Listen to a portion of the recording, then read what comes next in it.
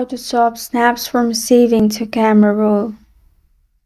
Hi everyone, it's Sophia to assist you today without any delay. Let's jump right in.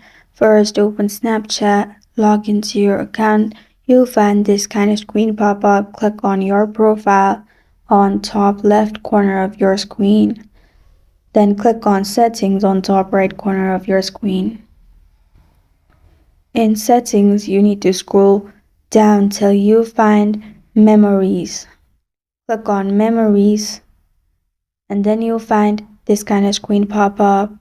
In here, click on Save button, which is below Save Destinations.